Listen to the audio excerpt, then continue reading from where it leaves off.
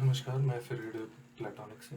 पिछले वीडियो में हमने पढ़ा था कि जाना था कि जब वो विश्वामित्र जी वहाँ पर पहुँचते हैं सरयू नदी के, जहाँ में बला और अतिबला नामक शक्तियों से रामचंद्र जी को लक्ष्मण जी को देते हैं। उसके बाद वो वहाँ पर विश्राम करते हैं। अगली सुबह उठने के बाद वो एक आश्रम की ओर चलते हैं जो संगम के पास है। वो बताते हैं कि इस आश्रम में की कहानी सुनाते हैं कि यहाँ पर पहले कामदेव रहते थे, जिन्होंने एक बार शिव के ऊपर आक्रमण कर दिया। जब उनके पास शरीर होता था। अभी जो काम होता है उसका कोई शरीर नहीं है, वो सिर्फ एक इमोशन है आज के टाइम पर, अगर बोला जाए जैसे काम कहते हैं। लेकिन उस समय उसका एक शरीर हुआ करता था और उसने शिव के ऊपर आक्रमण कर दिया जब वो अपने गणों के साथ कहीं जा रहे थे। और शिव जी ने उसने अपने तीसरे नेत्र से भस्म कर दिया, जिसके बाद उस जगह का नाम अंग प्रदेश पड़ गया।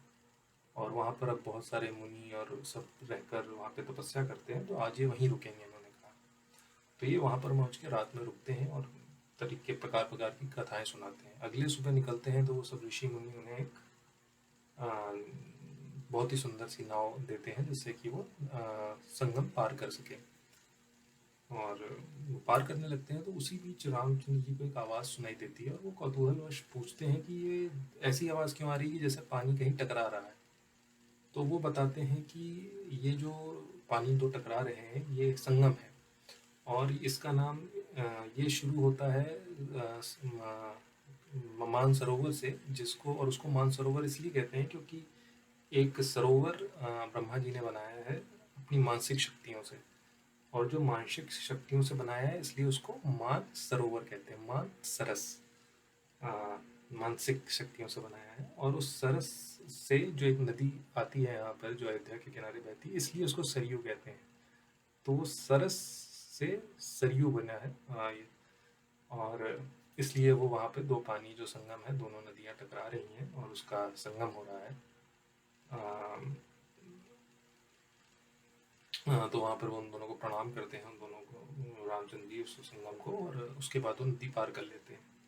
वहाँ पर जब वो पहुँचते हैं तो बहुत ही सुनसान एरिया होता है, जहाँ पर मानव का कोई चिन्ह नहीं होता है। बहुत ही घना जंगल होता है, बहुत सारे जानवरों की आवाज़ आ रही होती है। इवन कई जानवरों का नाम मेंशन है, शेर, चीता, भालू और और भी हैं, मतलब बहुत ही भयानक जानवर। तो वहाँ पर वो एक कहानी सुनाते हैं कि यहाँ पर इस जगह का नाम जो है मलद और कारुष है। अब इसके पीछे भी एक और कहानी सुनाते हैं कि इंद्र ने एक बार यहाँ पर, वो मल में कुछ दूषित हो गए थे तो उनको धोया, तो इंद्र ने यहाँ पर वरदान दिया कि बहुत ही अच्छे शहर होंगे, इसका नाम मलद और कारुष होंगे। बट वहाँ पर एक यक्षिणी रहती है जिसमें 10 हाथियों की शक्ति है और वो 6 योजन तक बहुत ही विध्वंस मचाती है।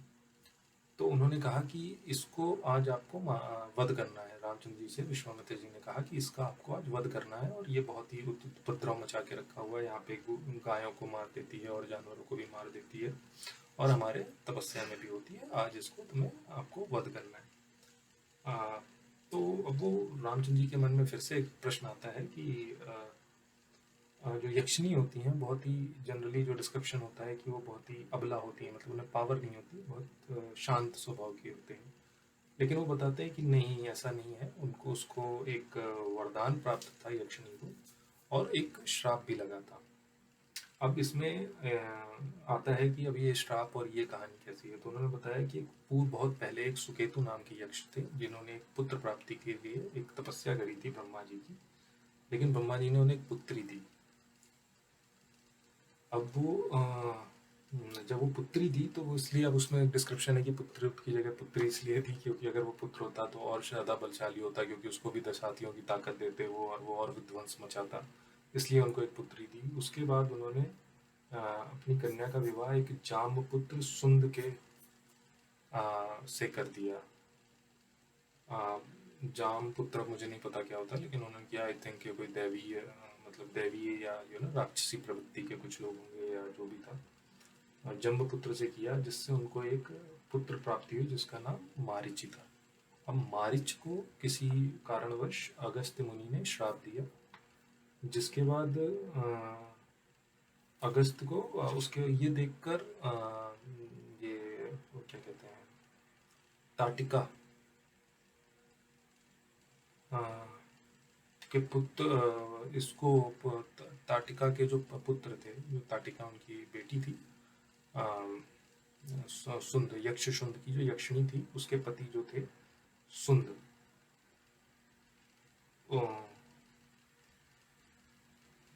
उसको श्राप देकर अगस्त्य मुनि ने समाप्त कर दिया, यानी श्राप से उनको मृत्यु दे दी।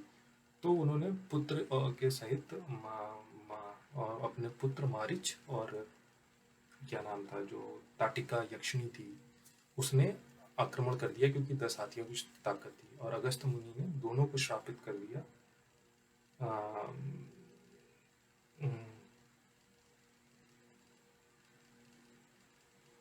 उसको भी राक्षस बना दिया, और इसको मारिच को भी, जो उसका पुत्र था, और यक्षिणी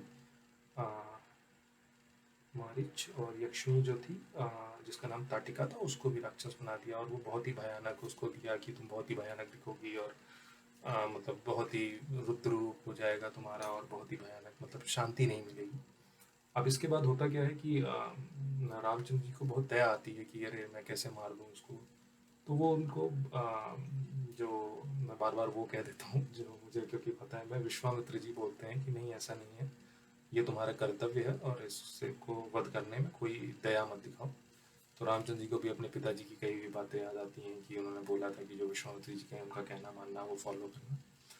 तो वो क्या करते हैं कि अपना धनुष निकालते हैं और उसकी टंकार करते हैं, जिससे एक आवाज़ हो, जैसे सिर्फ वो जैसे कहते हैं वो खींच के वो छोड़ते हैं, तो उससे एक आवाज़ होती है, जिससे वो यक्षिणी एकदम से आती है, और उसका साइज़ बहुत ही डिस्क्राइब किया उन्होंने कि बहुत ही बड़ा होता है। लक्ष्मण जी कहते हैं कि अरे ये तो बहुत ही बड़ी है। पहले वो आके एकदम से धुआं उड़ा देती है चारों तरफ घूम के, जिससे कि वो लोग मोहित हो जाते हैं कि मैं दिखाई नहीं देता कुछ, एकदम से कंफ्यूज हो जाते हैं। फिर वो उनके ऊपर पत्थर फेंकने लगती है, बहुत ही बड़े बड़े, इधर उधर से। तब रामचंद्र जी सोचते हैं कि मारना तो इसको सही नहीं है, मैं इसके हाथ काट देता हूँ, जिससे कि ये वो हो जाए, मतलब जो निष्क्रिय हो जाए, तो मारना सही नहीं। तब भी उनको दया आ रही होती थोड़ी थोड़ी, तो वो हाथ काट देते हैं। तो वो एकदम से क्या कहते हैं, थोड़ी सी डाउन सी होती है बीच में एक बार, कि एकदम जैसे थक गई हो, लेकिन फिर वो एकदम से उछलती है हवा में, और हवा से पत्थर फेंकने लगती है बार बार। यानी बहुत ही शक्तिशाली, या जैसे गॉडजिला, या इस टाइप, गॉडजिला तो नहीं, जैसे कुछ जो बड़े बड़े भयानक जीव आजकल के हॉलीवुड मूवीज में दिखाए जाते हैं, उस टाइप के कोई जीव होती है, और वो वहाँ से हवा से उछल के पत्थर फेंकने लगती है। तो रामचंद्र जी तब उसमें शब्द भेदी बाण छोड़ते हैं। तो इट्स लाइक कि टुडेज मिसाइल की जो साउंड को फॉलो करके, लाइक एक बार लॉक होने के बाद और उसको मार देता है, जेट प्लेन्स को, फाइटर प्लेन्स में हमने मूवीज में देखा होगा। तो इस टाइप का एक वो शब्द भेदी बाण छोड़ देते हैं उसके पीछे, जो उसको कहीं भी जाने से ब्लॉक कर देता है। तो वो क्या करती है, वो दौड़ते हुए, बचने के लिए उससे दौड़ते हुए श्री राम की तरफ ही आती है, और सोचती है कि मैं इनके ऊपर ही जाके गिर जाऊं, तो ये जो बाण है ये पीछे से मेरे पीछे आएगा, और ये भी इनके भी लग जाएगा।